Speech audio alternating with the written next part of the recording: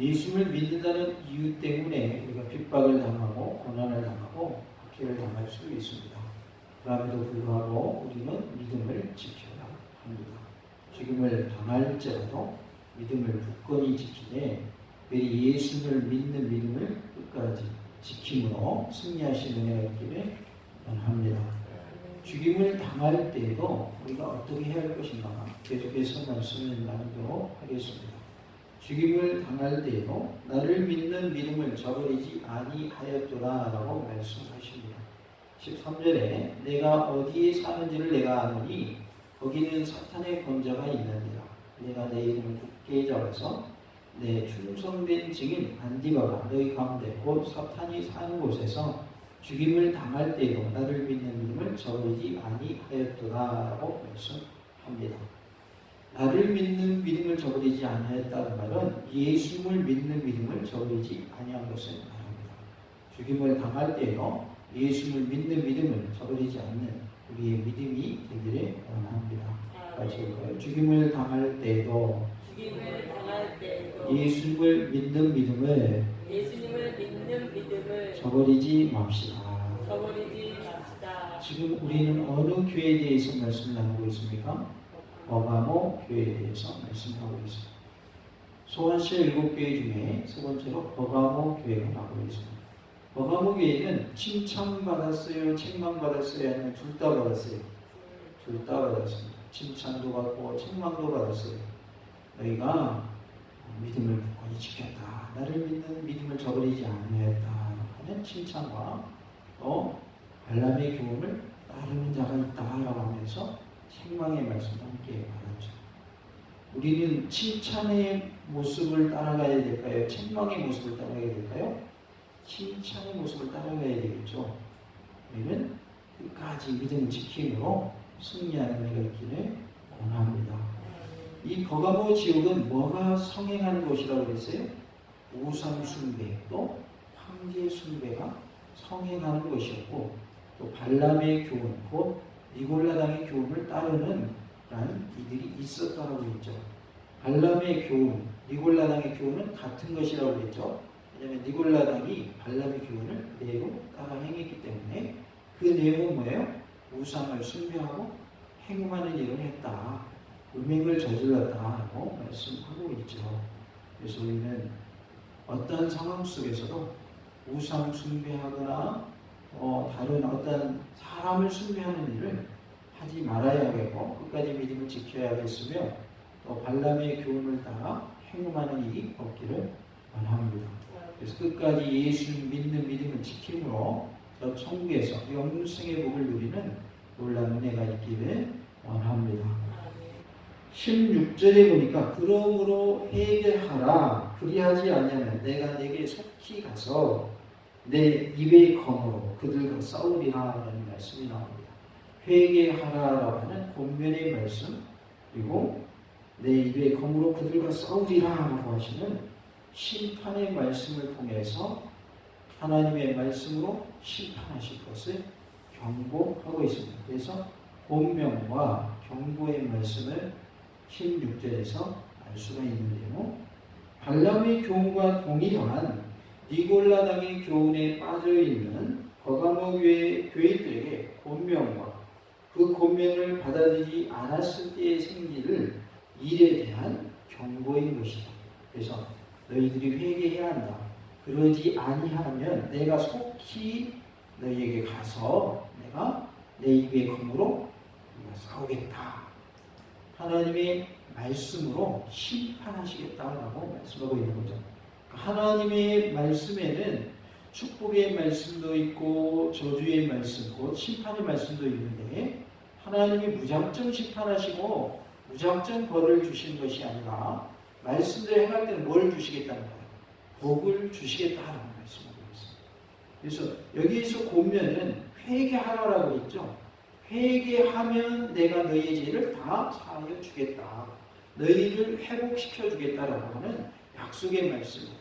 그런데 그 뒤에 뭐라고 해요? 그렇지 아니하면이라고 말씀하고 있어요. 회개하라. 그러면 내가 너희를 회복시켜 줄 것이다. 그런데 너희들이 이 말 순종하지 않지? 그러면 너희들에게는 뭐만 있을 뿐이다. 심판만 있을 뿐이다 라고 말씀하고 있습니다. 그 권면은 회개하라는 것으로서 그리스도 예수님에 대한 신앙을 회복할 것을 말씀하고 있어요. 그러니까 제대로 예수님을 믿고 있다면 이들이 발람의 교훈을 따르지 않았을 텐데 예수님에 대한 신앙을 뭐한 거예요? 이들은 잃어버린 거예요. 예수님에 대한 올바른 신앙이 무엇인가 까먹고 있는 거예요. 그러다 보니까 뭐하라고 말씀하고 있는 거예요? 회개하라는 거죠. 예수님을 제대로 믿는 믿음은 우상숭배 할까요? 안 할까요? 안 하죠. 예수님을 제대로 믿는 믿음은 행음을 해야 안 해요? 하지 않아요. 그래서 그들이 예수님을 믿는 믿음에서 떠나버린 거예요. 그래서 회개하라 이 말은 너희의 믿음이 다시 어떻게 해야 된다? 회복돼야 된다라는 말씀입니다. 만약에 회개하여 신앙을 회복하지 않는다면 뭐가 임한다고요? 심판이 임하는 것입니다. 내가 내게 속히 가서라고 할 때 이 가서라는 말은 지금 그리스도 예수님께서 임하고 있다고 하는 현재성과 긴급함을 말하고 있어요. 그러니까 지금 내가 가서라고 말씀하고 있는데 내가 속히 내게 가겠다라고 말씀하고 있는데 이것은 지금 예수님이 임하고 계신다. 현재적인 표현을 쓴 거예요. 그리고 급하게 오신다는 거예요. 속히라는 말은. 그래서 예수님이 급하게 오실 것이고 당장 오실 것이다. 이렇게 말씀하신 이유는 뭘까요? 예수님이 당장 오신다는 그런 마음가짐으로 회개하라는 거예요. 만약에 예수 오실 때까지 나에게 기회가 있어라고 생각하고 회개 안 한다면 그 사람이 영원히 살아요, 안 살아요? 영원히 안 살잖아요. 이 땅에서 우리는 육이 있는 몸이기 때문에 육신이 영원히 살 수가 없잖아요. 그러니까 이 말씀을 당장 예수님이 오신다는 말씀으로 받아들일 때 회개가 되는 거예요. 아이 뭐 2021년이고 이제 2022년 될 텐데 예수님이 아직도 안 오셨는데 아직 멀었어. 나에게는 아직 기회가 있어. 이렇게 생각을 하면 회개할 마음이 생겨요, 안 생겨요? 안 생기는 거죠. 그러나 당장 지금 오신다라고 여기서 말한 것처럼 현재적으로 우리가 받아들이면 당장 회개를 하는 거죠. 그래서 당장 내가 하나님 품으로 간다고 할지라도 오늘 내가 회개한다면 내일 하나님이 날 불러줘도 어디 갈 수 있는 거예요? 천국 갈 수 있는 거죠. 그래서 내가 속히 가서라고 말씀을 하고 있는데 속히 주님이 오신다고 하는 긴박함. 그 다음에 지금 오고 계신다. 그리스도 예수님이 지금 이 땅에 임하고 계신다. 이렇게 우리가 말씀을 받아들일 때 지금 회개할 수 있다는 거예요. 회개는 언제 해야 될까요? 내일 해야 될까요? 모레 해야 될까요? 지금 해야 됩니다. 오늘보다 더 정확한 표현은 지금 회개해야 되는 거예요. 오늘이란 말은 오늘 시간 중에 어느 때든지 뭐 하면 되겠지 이렇게 되잖아요. 그것이 아니라 지금 회개해야 돼요. 그래서 여기서의 말씀은 지금이라는 말로 우리가 받아들이면 큰 은혜가 될 줄로 믿습니다. 5절에 보니까 그러므로 어디서 떨어졌는지를 생각하고 회개하여 처음 행위를 가지라 하고 말씀을 하죠. 우리가 어디서 떨어졌는지를 생각해 보라는 거예요. 그리고 뭐 하라는 거예요? 회개하라는 거예요. 회개하여 무슨 행위를 가지라고요? 처음 행위를 가지라. 그러니까 우리가 떨어지기 전에는 우리가 처음에 했던 행위가 있을 거란 말이죠. 떨어지기 전이니까 올바른 행위였을까요? 나쁜 행위였을까요? 올바른 행위였겠죠. 하나님을 잘 믿었겠죠. 그런데 어느 순간에 우리가 떨어졌단 말이에요. 믿음이 떨어졌어요. 추락했어요. 우리의 믿음이 타락했어요. 그래서 우리의 믿음이 식어지고 변질된 거죠. 그것을 생각하고 뭐 하라는 거예요? 회개하고 다시 무슨 행위를 가지라고요? 처음 행위를 가지라고 말씀합니다. 만일 그리하지 아니하고 회개하지 아니하면 내가 내게 가서 내 촛대를 그 자리에서 옮기리라 하고 말씀하고 있습니다. 그러니까 하나님은 무작정 내가 너를 심판하겠다 이렇게 말씀하시는 것이 아니라 먼저 돌이킬 수 있는 여지를 남겨주시는 거죠. 그 말씀으로서 무슨 말씀을 주고 계신 거예요? 회개하라 하고 말씀합니다. 같이 해볼까요? 회개해야 합니다. 회개해야 합니다. 회개하라라고 하나님이 말씀하실 때 그것을 내게 주신 말씀으로 받아야 되는 거예요. 아 이거는 김집사한테 하는 말씀이고 박권사한테 하는 말씀이고 이 집사한테 하는 말씀이야. 이거는 박정희한테 하는 말이야.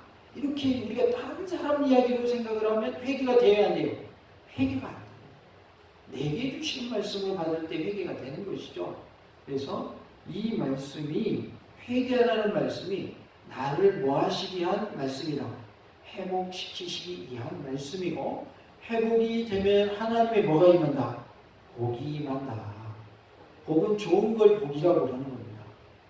복은 뭐가 복이에요? 좋은 것을 복이라고 하는 거예요. 예수 믿어서 예수만에서 하는 거 좋은 거예요? 나쁜 거예요? 좋은 거죠. 그걸 복이라고 하는 거예요. 우리가 일상적인 삶을 누리는 거 그것도 뭐예요? 그것도 복인 거예요. 큰 일 없이 일상적으로 잘 지내고 있다. 이것도 뭐라고요? 그것도 복이에요. 우리가 아는 것처럼 아프거나 다쳐서 입원해 계신 분들이 있잖아요. 그분들은 여기 앉아있는 분들은 부러워해요. 나도 건강해가지고 교회에서 예배드리면 얼마나 좋을고 이렇게. 비록 조금 몸이 아픈 것도 있긴 하지만 그래도 여기 와서 예배드리고 있잖아요. 그래서 그분들은 우리를 부러워해요. 나도 저렇게 예배드렸으면 참 좋겠다. 커다란 어떠한 것이 없더라도 일상적으로 살고 있는 자체가 뭐라는 거예요? 복이라는 거죠.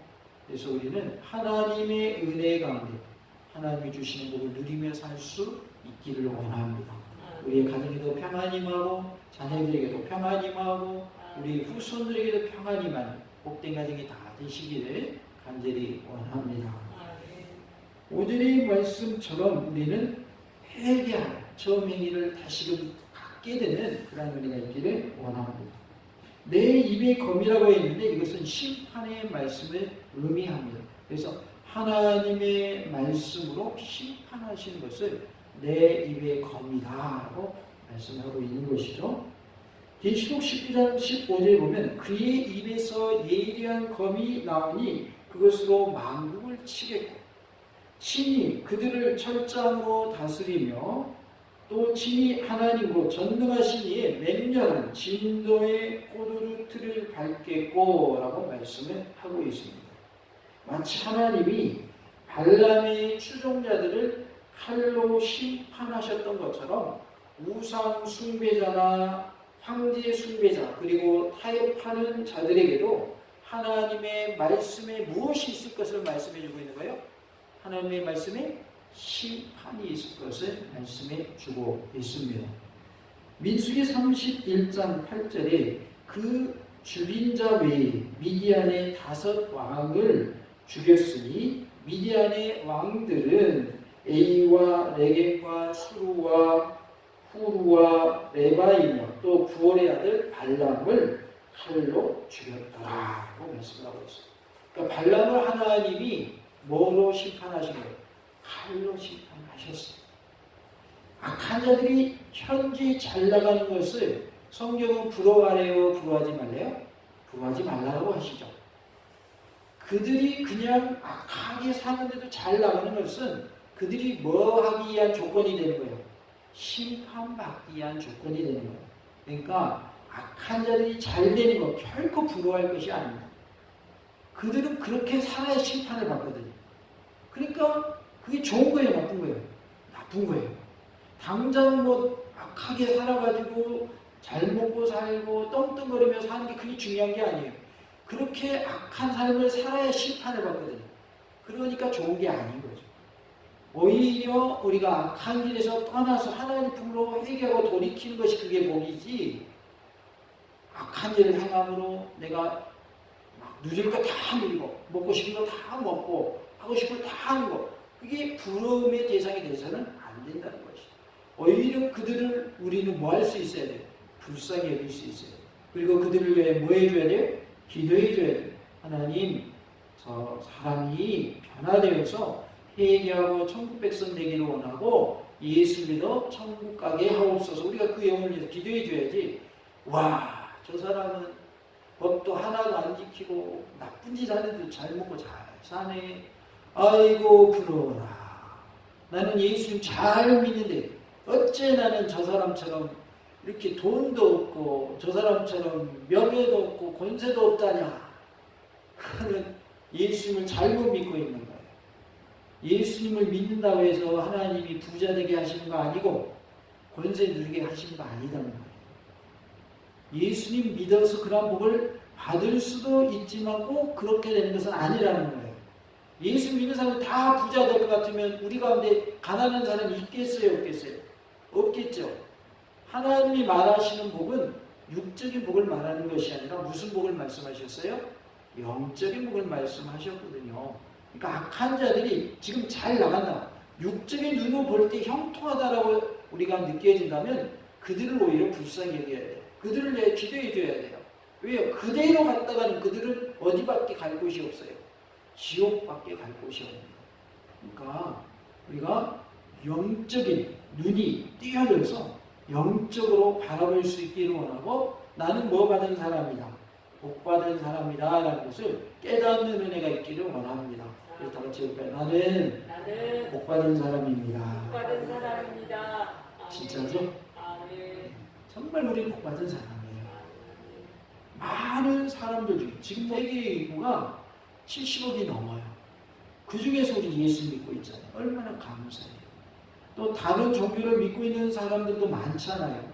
이단뿐만 아니라 다른 이방 종교를 믿고 있는 사람들이 얼마나 많은지 몰라요. 그들은 그 종교를 믿으면 천국 간다고 생각하고 있어요. 그런데 누구만이 구원자이십니까? 예수님의 구원자시죠. 지금 이제 성탄절도 가까우고 있죠. 예수님 이 땅에 왜 오셨어요? 우리를 구원하시기 위해서 오셨어요. 하나님이 사람으로 오셨어요. 사람의 몸을. 그것을 우리는 낮아지셨다 이렇게 표현합니다. 하나님이 피로 그린 사람의 몸을 입고 예수님이 오셨단 말이에요. 그러니 그것이 낮아지신 것이죠. 그것을 통해서 우리에게 복을 주시려고 십자가에 못 피 흘려 주셨잖아요. 그 오신 것을 기념하는 날이 뭐예요? 성육신 하신 것을 기념하는 날이 성탄절인 것이죠. 근데 세상의 사람들은 성탄절을 단지 뭐 파티하는 그러한 정도로밖에 생각을 안 하죠. 그리고 성탄절의 주인공이 예수님인데 예수님이 주인공이 아니라 엉뚱한 것이 주인공 돼 있죠. 산타클로스가 주인공 돼 있고 그 다음에 루돌프 사슴이 주인공 돼 있고 선물 교환하고 만나서 함께 짐을 지고 이렇게 돼버렸어요. 성탄절의 의미는 예수님이 인류를 구원하시기 위해서 이 땅에 오신 것이 그리스도 성탄의 의미거든요. 그래서 왜 성탄절을 지켜야 하고 무엇이 성탄절의 의미인가를 우리가 안 믿는 분들에게 잘 말씀해가지고 그들에게도 복음이 전해지는 그런 은혜가 있기를 원합니다. 우리가 하나님의 은혜 가운데 하나님을 잘 섬김으로 우리에게도 복이 임하고 우리의 자녀에게도 복이 임하고 우리 후손들에게도 복이 임하는 믿음의 명문가를 위한 복된 가정이 다 되시기 바랍니다. 17절에 보니까 지 있는 자는 성령이 교회들에게 하시는 말씀을 들을지어다. 이기는 그에게는 내가 감추었던 만나를 주고 또 흰 돌을 줄 터인데 그 돌 위에 새 이름을 기록한 것이 있나니 받는 자 밖에는 그 이름을 알 사람이 없느니라 라는 말씀이 나옵니다. 그래서 여기에서 보니까 감추었던 만나가 나오고 흰 돌이 나오고 새 이름이 나와요. 이 17절의 말씀은 본면을 듣고 그대로 행함으로 신앙을 지킨 승리자에게 주신 약속의 말씀입니다. 그래서 감추었던 만나도 주겠다. 또 흰돌을 줄 것이고 거기에는 새 이름이 적혀 있을 것이다 라고 말씀합니다. 이기는 그에게는 내가 감추었던 만나를 주고 라고 말씀하고 있어요. 감추었던 만나는 후손들을 위해서 언약궤 안에 두었던 만나 항아리가 솔로몬의 성전이 파괴될 때에 에레미야 혹은 천사에 의해서 감추어졌다가 장차 메시아 왕국에서 공개된다고 하는 유대의 전설을 반영한 것으로서 감추었던 만나는 신령하고 참된 양식으로서 생명의 양식이신 예수님을 통해서 주어지는 것을 말하고 있습니다. 이 감추어진 만나는 생명나무의 열매와 마찬가지로 하나님께서 생명의 떡이신 예수님을 통해서 자신의 나라에서 주실 영원한 생명을 의미하고 있어요. 그러니까 생명나무의 열매는 뭘 상징하냐면 영원한 생명을 상징해요. 마찬가지로 감추어진 만나, 감추었던 만나는 영원한 생명을 의미하고 있습니다. 그러니까 생명나무, 이름 자체가 생명나무죠. 그래서 생명나무의 열매를 먹으면 영원히 산다 이렇게 표현하셨잖아요. 그러니까 생명나무의 열매는 영원한 생명을 의미하는 거죠. 감추어진 만나, 감추었던 만나는 뭘 의미한다고요? 영원한 생명을 의미하는 거예요. 그래서 하나님의 말씀대로 회개하라 하고 말씀하신 대로 회개하고 또 말씀대로 행한 자에게 감추었던 만나를 주시겠다. 그 말은 그 사람에게 무슨 상급을 주시느냐? 영원한 생명을 상급으로 주시겠다. 그런 뜻입니다. 우리 모두가 영원한 생명을 받아 누리기를 원합니다. 감추었던 만나를 받아서 우리가 그 만나를 먹기를 원합니다. 그건 뭘 의미한다고요? 영원한 생명을 의미한다. 신앙의 정절을 지킨 자에게 주신 하나님의 약속입니다. 우리에게는 뭐가 주어져요? 만나가 주어집니다. 그리고 또 흰 돌을 줄 터인데 그 돌 위에 새 이름을 기록한 것이 있나니 받는 자밖에는 그 이름을 알 사람이 없느니라 라고 말씀을 합니다. 승리한 버가모 교인들에게 두 번째로 주어질 것은 새 이름이 기록된 흰 돌입니다.